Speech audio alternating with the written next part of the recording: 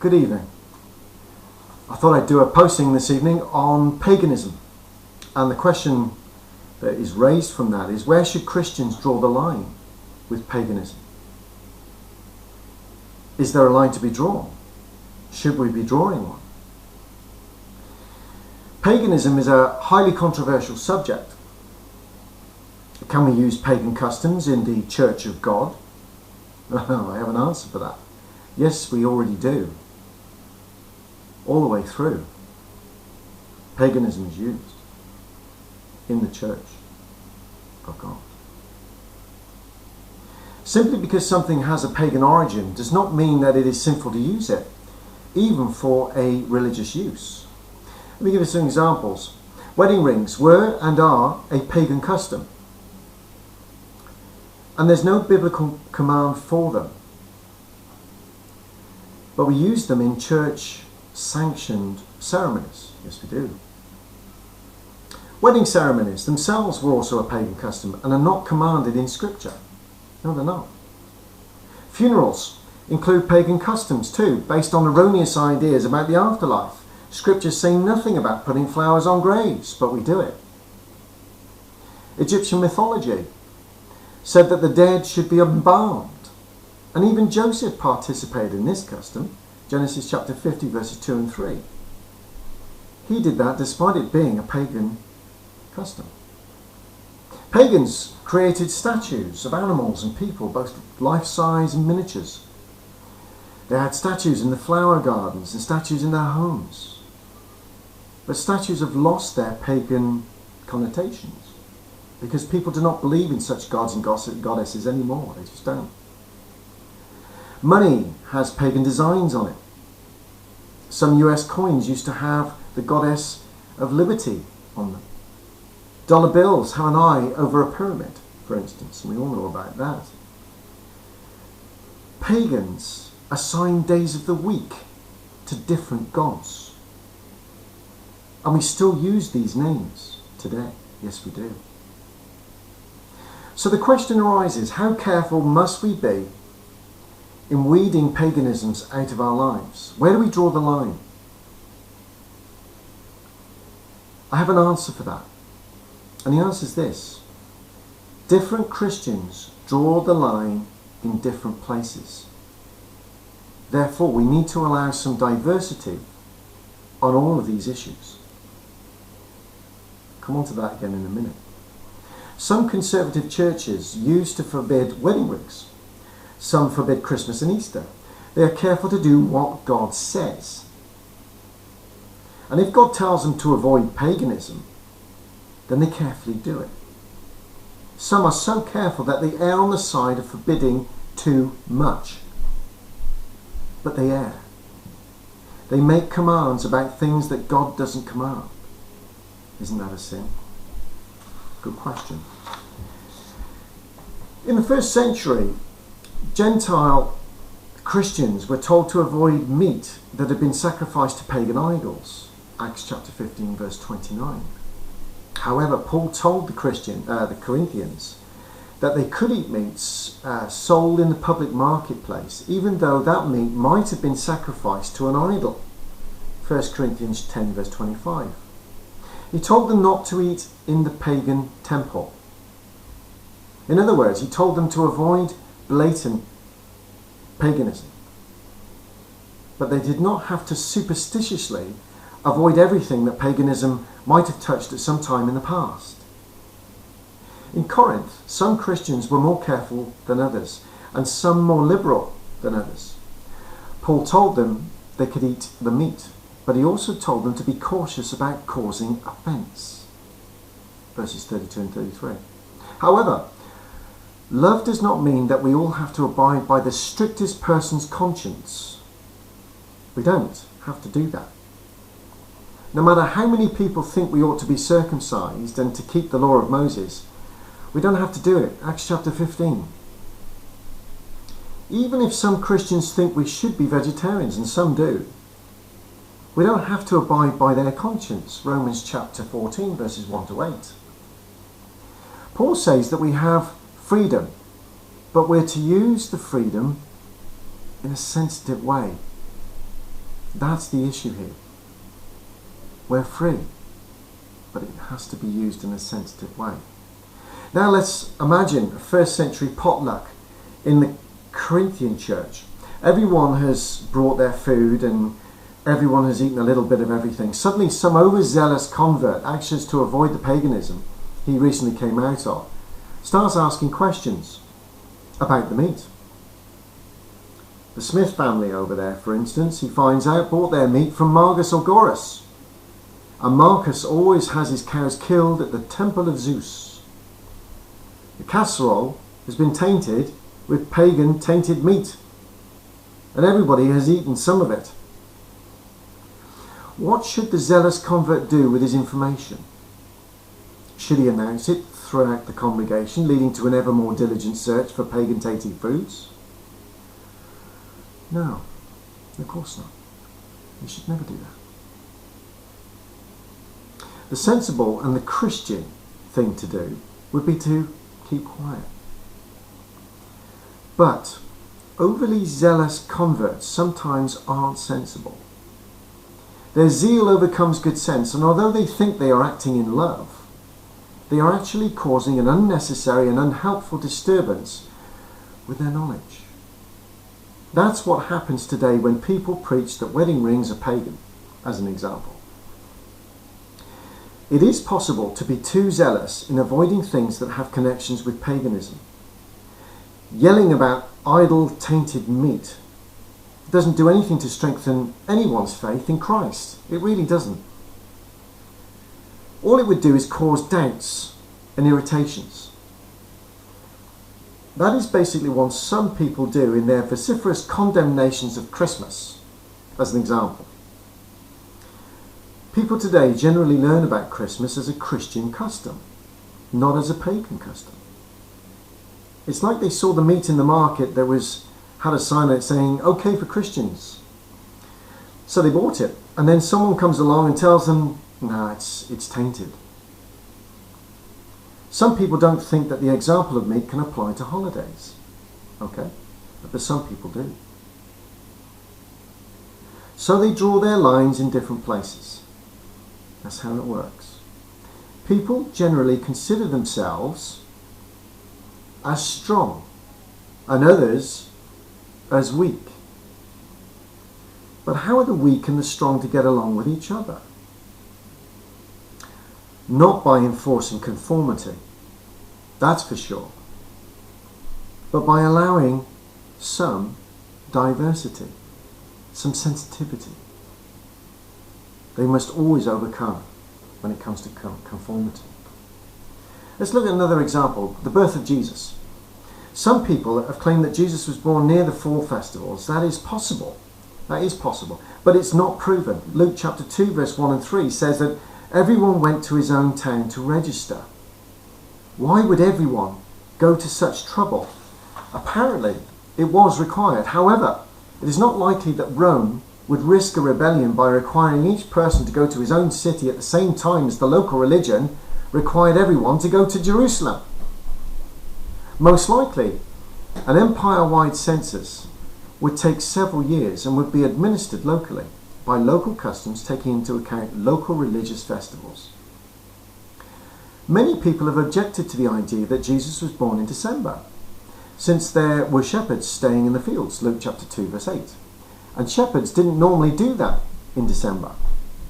But the Jewish Mishnah Sikot 7 verse 4 reports that flocks were kept in the fields near Bethlehem, even in winter. The weather there is sometimes cold, but sometimes quite mild in December. Interesting. Of course, this doesn't prove that Jesus was born in December, but it shows that the chief objection to a December birth isn't conclusive. In the early 3rd century, long before Constantine, Julius Africanus and Hippolytus came up with December the 25th as the date of Jesus' birth. They don't tell us how they came up with this date, but John Chrysostom does. His calculation may have been innocent, or it may have been contrived. I'm not quite sure. We don't know what his motives were. Therefore, we cannot say that the December 25th date was contrived, simply because a pagan festival already existed on that date. When the church first began celebrating Christmas, it had nothing to do with trees and holly and reindeer. All those were added centuries later in Northern Europe. The fact that non-Christian customs were later associated with the festival does not prove that the date itself originated in paganism. It may have been based on calculation instead. However, for the moment, let us suppose that Christians originated as a deliberate substitution for Saturnalia, a pagan holiday. Many of the people who attended church were recently converted pagans. Some were not yet converted pagans. They were attracted to the Saturnalia festivities, and sitting at home alone was not a desirable option when merrymaking could be heard in the streets all around. So the theory goes the church provided a clear alternative: going to church. Simple as that. Would it be wrong to have a church service in deliberate opposition to Saturnalia? Of course not. There is no question of the church trying to worship God by the customs of the heathen. The church is fighting against the customs of the heathen. Only the date is the same, and there is good reason to have church services on that date. Members can be invited that have not been converted yet. Families go to church and they get away from the paganism rituals. At some point, Christians could have made the comparison. On this date, pagans celebrate the birth of the sun God, but we are worshipping the Son of Righteousness. Malachi chapter 4 verse 2. We can celebrate his birth too, can't we, on that day? That may have been the way Christmas started. Apparently, in the early centuries, it was primarily a church service, and the strategy seems to have been successful. No one celebrates Saturnalia anymore. Christians don't observe Christmas in honour of the sun god, just as they don't worship the little figurines that they may have in their homes or gardens. Although December the 25th, like many other dates, was once used for idol worship, it isn't anymore. It's not done that way for a very long time. Consider the case of Christians in Korea, for example. December the 25th was and was not a pagan holiday there. Christians there now observe December the 25th as a Christian festival. Why? Because missionaries introduced the holiday that way. For them, it has a Christian origin, not a pagan one. Should the scrupulous Christians go into them to tell them that December the 25th was once sacrificed to an idol and should therefore be avoided? That approach creates doubt. That approach creates a lack of dedication. It's not going to bring about dedication to Christ. It really isn't. It does not edify or encourage. Let's look at some scriptures. Two scriptures have often been used to argue against Christmas customs. Jeremiah 10 has nothing to do with Christmas trees. That custom originated in Northern Europe and had nothing to do with Jeremiah centuries earlier. Deuteronomy chapter 12 verse 30 has also been appealed to, but the verse simply doesn't forbid everything the pagans did. God does not object to all worship practices of the pagans, such as prayer, sacrifices and temples, but only the abominations that they did in worship. There's a very clear divide there. Basically, if it's wrong on any day of the year. That's the kind of customs we need to be aware of.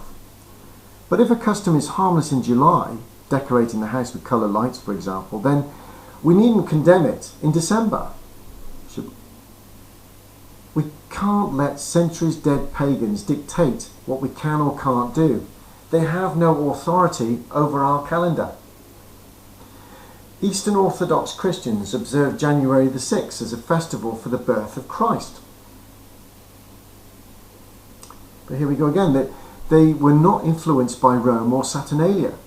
Does anyone feel a compulsion to dig into history looking for something bad about this day so it can be disqualified? Does anyone feel a compulsion to ask whether the date was once sacrificed to an idol? I hope not. Let's summarise. 1. It's not wrong to rejoice at the birth of Jesus. 2. It's not wrong to do this every year. 3. It's not wrong to add a religious festival. 4. The date of December the 25th isn't necessarily pagan. 5.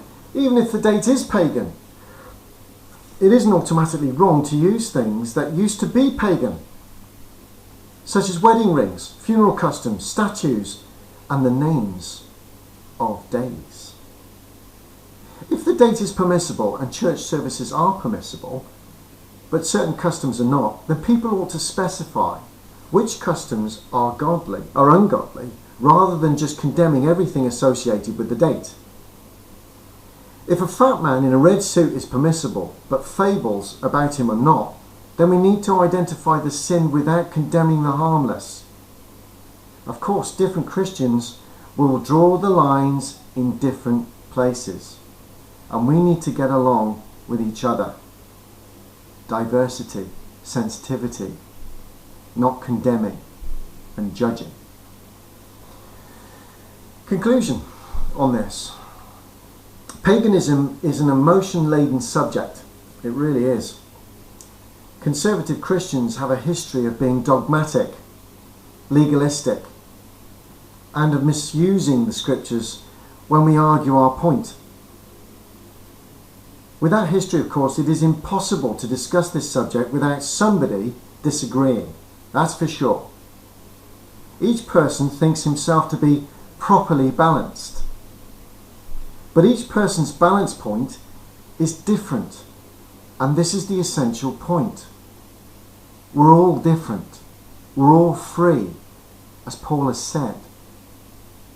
So we need to use diversity, we need to use sensitivity. Equally sincere people draw lines in different places. What then are we to do? Should the church legislate about which practices are okay and which ones are not? That is not our commission. It really is not our commission to legislate on that. We're not in the Talmud business. Talmud. Each Christian should draw his or her own lines. That's for sure. I'll say that again. Each Christian should draw their own line. And be tolerant of those who draw different lines. Tolerance. Do not judge your brother, Paul says, Romans chapter 14, verses 5 to 13. And do you know what? That is one of the most difficult commandments in the entire Bible. Do not judge your brother. We've all done it. Every single one of us. And I don't care who you are out there, including myself, included in this. All of us, somewhere along the line, judges our brother. This commandment is extremely difficult to follow through with. It's up there, top of the tree. And Paul has got it written down in Romans 14 for a reason. Do not judge your brother. No one has to participate in Christmas or Easter. They don't.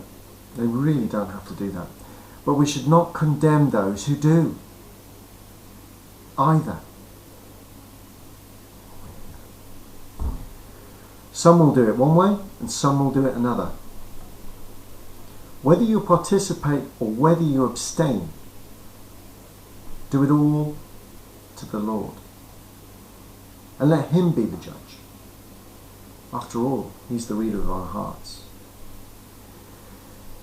Surely this is the Christian approach to the cultural situation today.